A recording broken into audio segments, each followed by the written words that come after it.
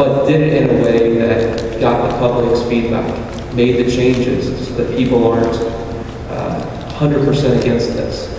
I think if we had that actual conversation, we might be able to find a way to lease our parking, but do it in a way that doesn't use the revenue to balance our budget, uses it for real economic development in our city over the course of 30 years, and takes out the offensive provisions that are causing the most controversy. So that's where I stand. I'd love to take your questions on anything, really. I have a question related to what you said there. From your knowledge, from your point of view, what will or will not happen if indeed the deal stays as it is, and New York comes in, or whoever comes in, and creates the parking? Will it actually heal the deficit, or will it just simply, make it lukewarm? You're talking about something that would be more permanent, and I agree with you in terms of economic development. I think is the key. You understand my question? I do. If the plan were to go forward, it would solve the deficit this year and next year, by the way. But all of the money, and it's already been allocated by a majority council, would be spent in the next 2 years. So a 30-year deal that we're getting $92 million out of money, and all of that $92 million would be spent in the first 2 years to balance our budget. And then actually a legitimate project is to create the I-71 exchange at MLK, which has been studied for many years and will have a tremendous positive impact on the uptown region. So the $21 million from the 92 goes to that. It's a great, we should fund that $21 million. This is just not how we should do it. And so the problem is, yes, it would solve our budget in the very short term. But 2 years from now, 3 years from now, we would still have deficits. Until we actually make some tough cuts or an actual increase in revenue, or all of a sudden our population increases by 50,000, which is not going to happen overnight. Until one of those scenarios happen, we're going to have continued deficits. But if we make the tough cuts, as painful as they might be, or increase the revenue, we can stop the bleeding today. How much revenue do we get from our existing parking lot system, number one? Yes. Number two, who administers in the city? That economy knows the city can't administer it. And have we been administrating parking systems for a long time? We do. So the city administers, we have a parking department within our city, our budget director, and it's a combination of people who actually administer all of the money and how the parking meters are maintained and how the meters, the tickets are given. All of it is within the city. I shop every Saturday morning at the market. People around there have vandalized the parking meters so they get money out of it. And the new parking meters.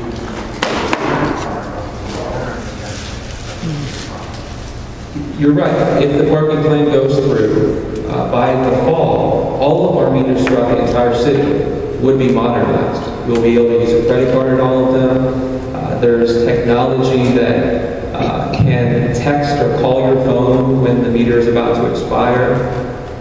All of these things are good, and the city could not afford them without the deal, but it's still a bad deal.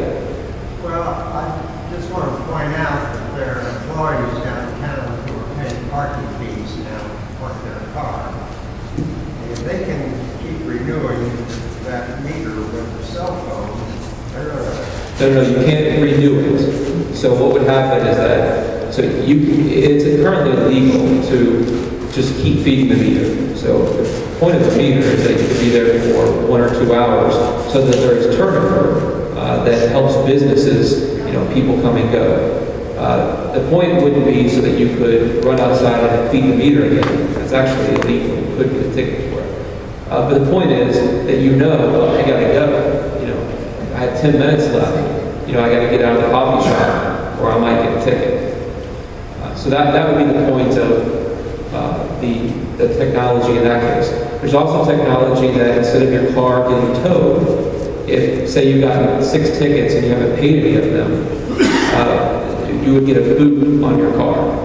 And so it wouldn't be towed. And there would be a number on that boot that you could call and pay the tickets right there, and the boot would automatically release. You put it in your car, and as long as you turn it back in 24 hours, nothing happens. So there are good technology upgrades to the plan, but that doesn't mean the plan is still justified. And so in terms of numbers, in 2011, the city collected $11,809,007 in gross revenue and $77,200,000 in net revenue from our parking system. Yes. So over 30 years, there's more than $300 million of revenue that would be lost by the city with this current leasing plan?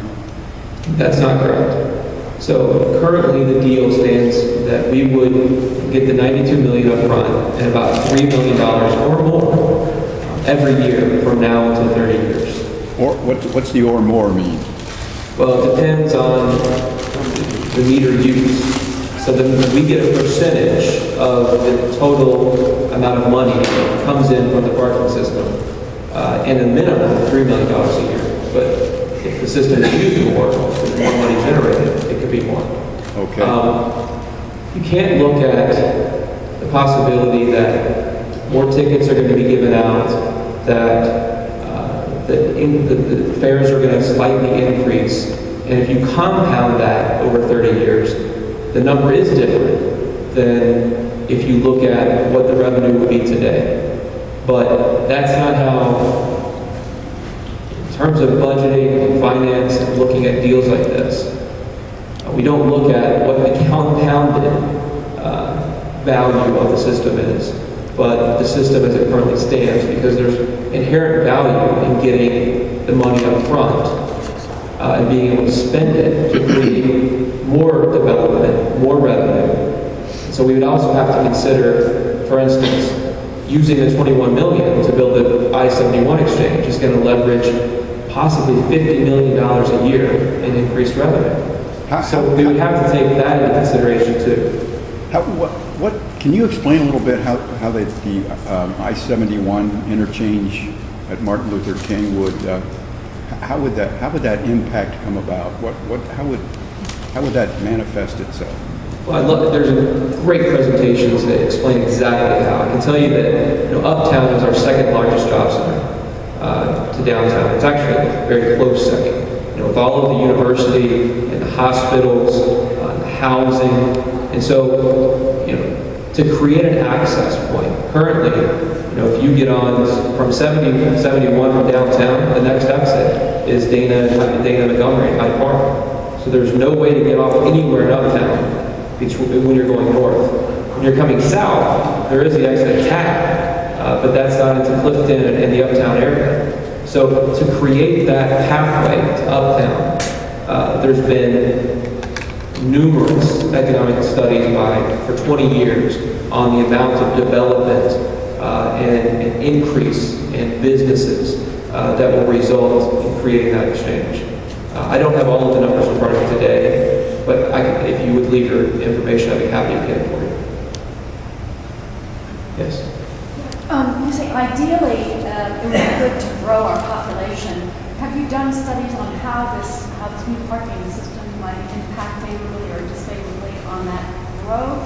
Would it encourage or discourage people from establishing residence here in the center city? Yeah, I mean, again, you have to look at the benefit from what my majority of my council members have already allocated to spend that money on, because that's going to be a part, absolutely, that will help grow our city. So, is the net benefit of that greater than what we're losing from the parking deal? Which is, in the end, if the parking deal goes through, I don't think most people will feel much difference.